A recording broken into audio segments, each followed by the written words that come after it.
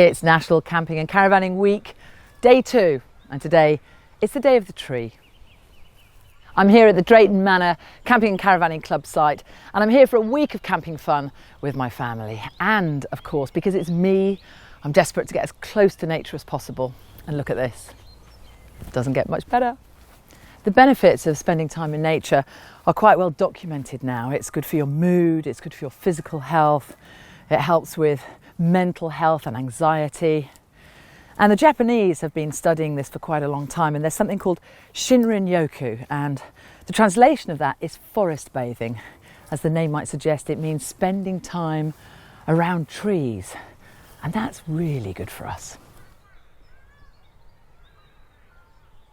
Now, I'm a bit of an amateur forest bather, but we need an expert, which is where the lovely Holly Barber comes in. What is your full title, Holly? I am a certified forest and nature therapy guide. I'm so pleased you're certified. I'd be scared if you were uncertified. I am certified or certifiable. So what is it? What do you do? And why is this good for us? So what my role is to help people connect to both the nature that's in and around them. If you look back at indigenous cultures and indigenous languages, most of them didn't have a word for nature. They didn't see a point, because nature is within us as much as it is around us. So what I do is help open up people's senses, open up your hearts, and get people to really slow down and connect with the environment where they are.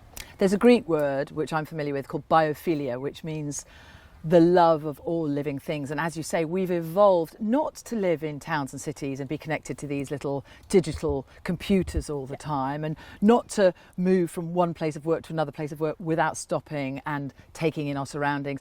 Human beings have evolved in this, and we can't simply just sort of forget it in a generation, can we? Or a few generations. We can't, and it's centuries and millennia that we are still in bodies designed for kind of 3rd century living, not 21st century living. And forest bathing in particular, trees and their healing powers are very, very important. They are for both physical and mental health.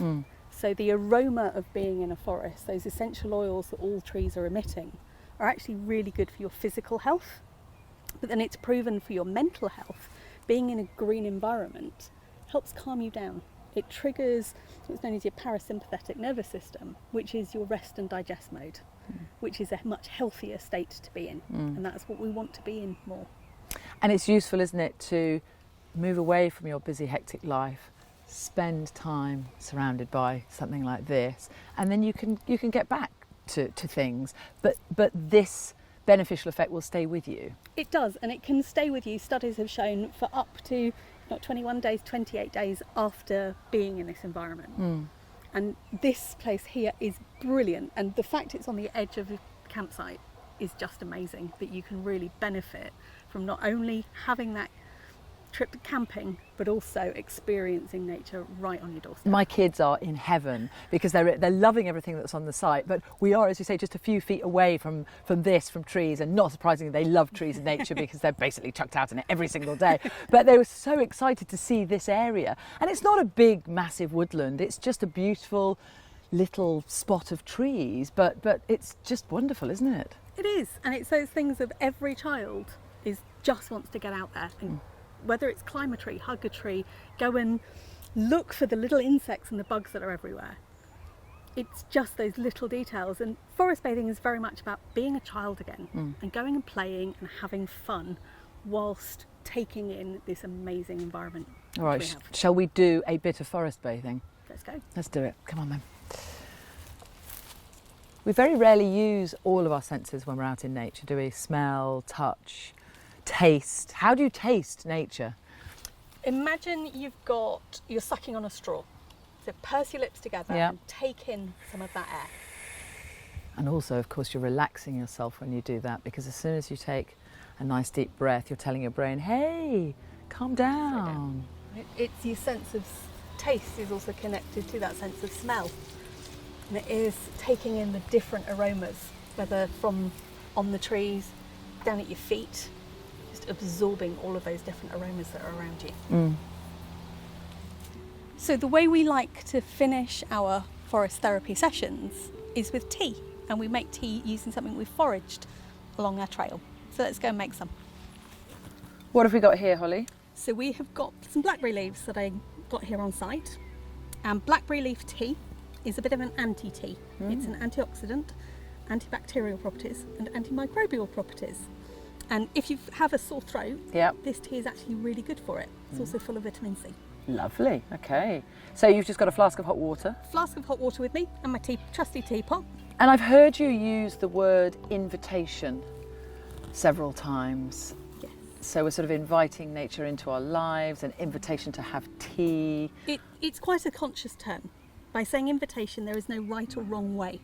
It's all about however it is offered, however it lands to you in that moment.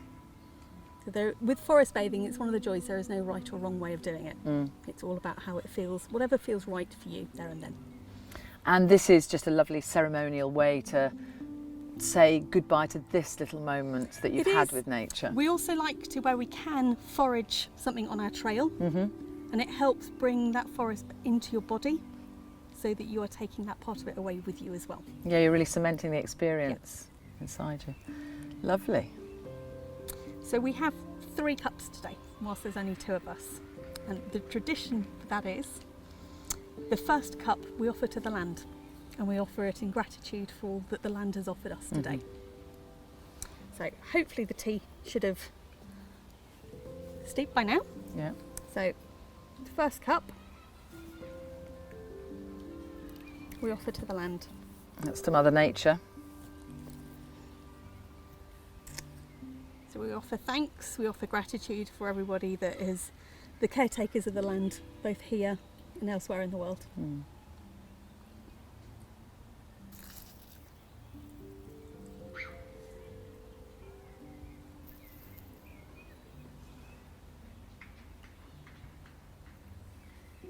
there's a cup for you. Thank you very much. Thank you. One for me. Thank you. Well, now, I'm a bit of a yogi, so I feel like saying namaste now. I don't know, that's not quite right, but here's to Mother Nature. Cheers. Loads of the camping and caravanning club sites are really close to woodlands like this one, so you can just unzip your tent or step out of your motorhome and try a bit of forest bathing yourself. Right kids, let's try and climb some trees now, shall we?